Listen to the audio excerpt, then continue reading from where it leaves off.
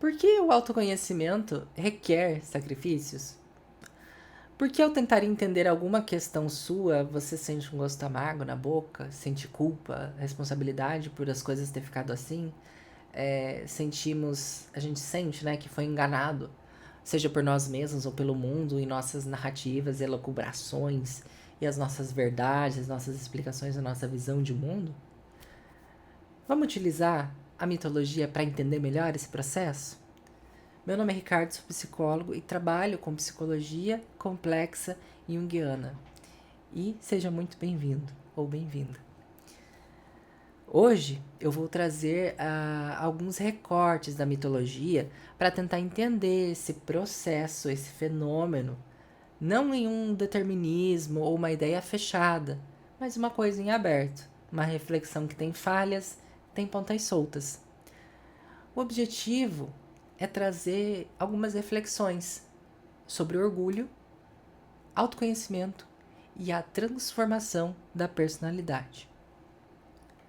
Eu vou trazer recortes da mitologia e das seguintes histórias: da descida de Ishtar ao submundo, a história de José da Bíblia, alguns recortes, e a história de Odin na mitologia nórdica, para te contar que sim, o autoconhecimento e a mudança precisam de sacrifício. Precisa que se abra mão de alguma coisa. Mas como que é esse processo? Abrir mão do quê? Né? Como que as histórias abordam esse tema? No livro Al-Kurnugu, Terra Sem Retorno, me perdoem pela pronúncia, que eu não sei pronunciar Al-Kurnugu, tá? Conta a história da descida de Ishtar ao submundo, ou ao mundo dos mortos. Essa história é contada nesse livro aqui, tem em português, tá? Do Brandão, que eu recomendo. Todos os livros dele são ótimos sobre a mitologia da Mesopotâmia, tá? A história de Ishtar, vou contar resumidamente para vocês, é a seguinte. Em cada um dos 7 portões do submundo, ela deve deixar uma roupa ou adereço para trás até que fique completamente nua. Então Ereshkigal, a deusa do submundo, lhe envia 60 doenças e assim Ishtar morre, mas é trazida de volta à vida, pois sem Ishtar, que é a deusa do amor e da guerra, a vida na Terra para, não há mais fertilidade alguma, né? É análoga à história de Deméter, né, em que a Terra também perde a fertilidade, né? São mitos que explicam a mudança das estações, usualmente. É uma história muito diferente a de Ishtar com a história de José, porque José não é um deus. Então, onde que fica a semelhança? A semelhança está na perda da roupa. E uma leve semelhança no fato dele ter sido jogado em um buraco, por ser uma analogia ao submundo. Claro que não é a mesma coisa, eu sei, que descer ao submundo. Né? Porém, ao ser jogado nessa cisterna seca, sua perspectiva era sombria, escravidão seguida de morte. Então é a mesma coisa que morrer, descer ao submundo, enfim, né? Num sentido bem simbólico. Sobre José, a reflexão que faço está embasada no livro O Homem que Lutou com Deus, né, do Stanford. É um livro que eu tenho algumas críticas e ressalvas, mas é um livro interessante, bem interessante, sobre esse processo de abrir mão de orgulho, de quebra de orgulho, e o que acontece, né, as marretadas que a gente leva a abrir mão do orgulho e a transformação da personalidade. José, resumidamente, era o filho favorito de Jacó e ele tinha uma questão de soberba e orgulho em relação aos outros. E isso causa ressentimento e ódio dos irmãos, porque ele fica meio que se achando na frente dos irmãos, né, por ter os seus sonhos e tal, e por, enfim. Aí os irmãos acabam jogando o José numa cisterna seca. Antes disso, eles tiram a túnica especial que ele ganhou do pai dele para manchá-la de sangue, para dizer que José tinha sido morto por algum animal, né, selvagem. José acaba vendido como escravo lá no Egito, e nesse meio tempo, entre ele estar na cisterna ali, ser vendido como escravo e o resto da história acontecer, a perspectiva era bem sombria, era de morte, né? Trabalhar até morrer, né? Mais ou menos isso. Então você percebe a semelhança? A roupa aqui não era um sinal de favoritismo. A roupa aqui era um sinal do favoritismo que José tinha do pai. Do mesmo sentido, as roupas de Ishtar eram um sinal da divindade que ela é, né? E que foi perdida ao entrar no submundo. O ponto principal das duas histórias é perder as roupas e ser lançado a um lugar profundo, seja o submundo ou uma prisão subterrânea, e ficar preso lá, no caso da Ishtar, né, morrer e ressuscitar, né? E no caso de José, se transformar a personalidade e depois acabar, né, se transformando. Ficou redundante essa frase, mas enfim. Em ambas as histórias, perder roupas e adereços simboliza a perda de poder, do orgulho e a exposição à vulnerabilidade. Não podemos nos esconder. A gente não dá para se esconder em nenhum privilégio, nenhum papel. Seja papel de maternidade, paternidade, uma profissão ou cargo, ou uma narrativa que a gente cria sobre nós mesmos. Não dá para ficar preso a isso. Quando a gente entra em contato com os aspectos mais profundos, que são simbolizados pelo subterrâneo, pelo escuro ou pelo submundo nessas histórias, a gente fica vulnerável, a gente perde as roupas, a gente perde a segurança das nossas verdades que a gente está habituado a ter, das narrativas do dia a dia. Essa coisa que segura a gente o tempo todo não serve mais, a gente perde essas seguranças. E isso é necessário para algo novo, para a transformação. Para se conhecer melhor, é preciso abrir mão do que você acha que sabe sobre você mesmo, né? E observa que na história de José é atirado nesse buraco. Esse destino, ele não procura ativamente, ele acontece a ele, né? Do mesmo jeito que a vida às vezes nos joga em situações. É o que acontece a todos nós quando a gente entra em contato com o inconsciente. Quando tentamos aprender, quando a gente tenta aprender mais sobre nós mesmos, a gente perde aquilo que a gente acha que sabia. A gente perde o nosso orgulho e a gente se encontra com a culpa de termos vivido assim e seguido esse padrão que nos fez sofrer tanto e de não ter se dado conta antes disso, né? São várias coisas que entram aí no processo. As duas histórias retratam outra coisa. Diante da morte, não importa se somos deuses ou se a gente é preferido dos nossos pais. A morte, assim como o desconhecido, como o escuro, como o submundo, faz o mesmo, né? A gente é igual ali, não tem diferença. Precisamos nos abrir ao que a gente não sabe. Precisamos abrir mão do orgulho e do poder e das narrativas e definições, né? Que são como se fossem essas roupas que garantem poder, prestígio e um lugar, mas também te prendem em uma versão sua que talvez seja muito pequena para você. Quando você se conhece melhor, é como se precisasse descer para um lugar que não conhecesse, dentro de si próprio.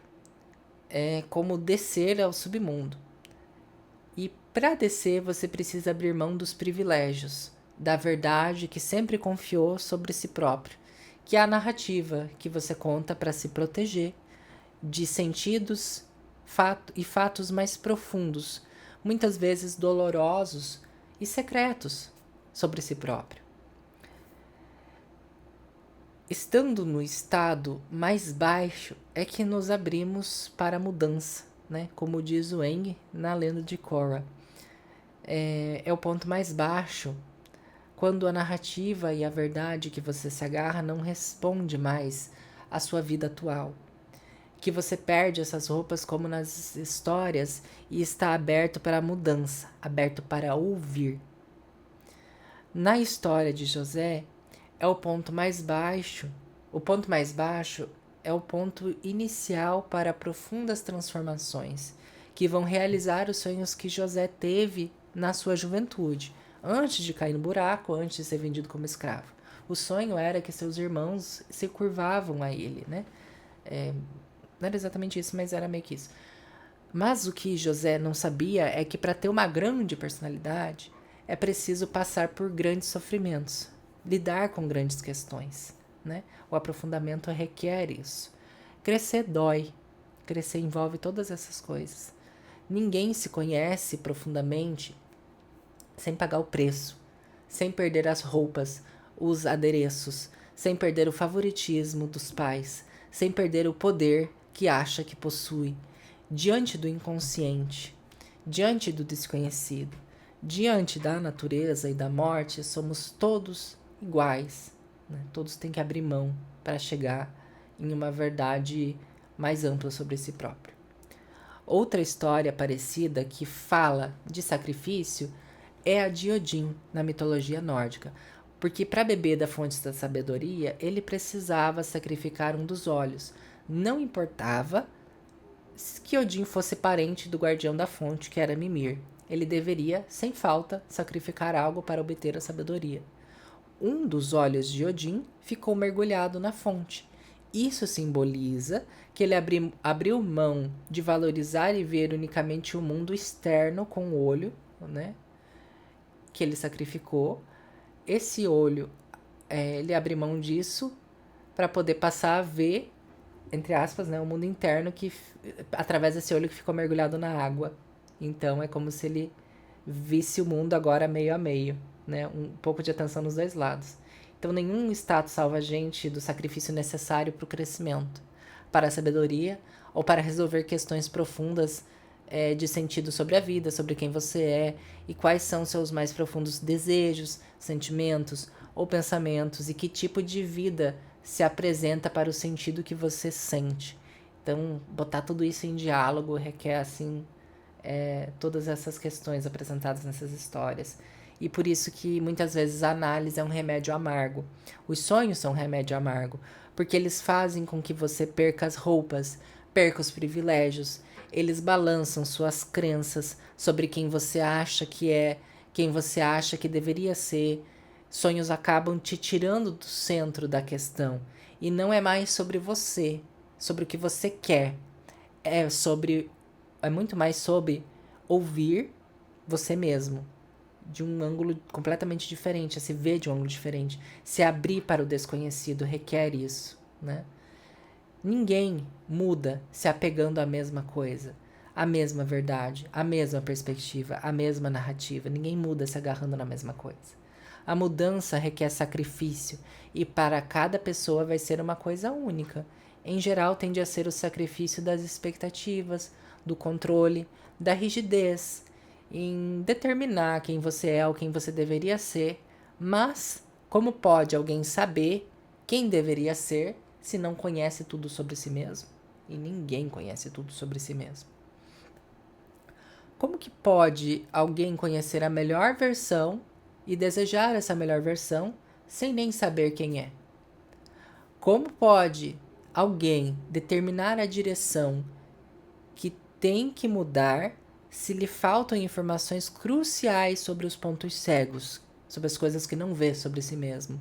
Como pode alguém navegar sem barco, sem bússola, sem estrelas no céu, apenas com expectativas que nem sabe direito de onde vieram, né? Apenas com a boa vontade? Vai rolar. Você precisa abrir os olhos, os ouvidos, perceber as coisas, né? Se abrir para esse processo. E é um processo intenso, doloroso, difícil, mas tudo que tem valor não é fácil. Construir algo de valor requer trabalho, sacrifício requer investimento. Assim é o processo de análise, que envolve crescer. E crescer não é colocar uma roupa bonita e ficar iluminado. É abrir mão e se permitir ouvir os cantos mais longínquos de si próprio. É se abrir para todo esse processo. Quer saber mais sobre o processo de análise ou até mesmo iniciar o seu processo? Acessa o meu site www.psicologoRicardo.com. Lá tem informações sobre tudo isso, né? E meu contato também. Eu vou deixar os links aqui na descrição do vídeo. E não esquece de se inscrever para o canal para mais vídeos como esse. Muito obrigado por assistir até aqui e a gente se vê na próxima vez. Tchau, tchau.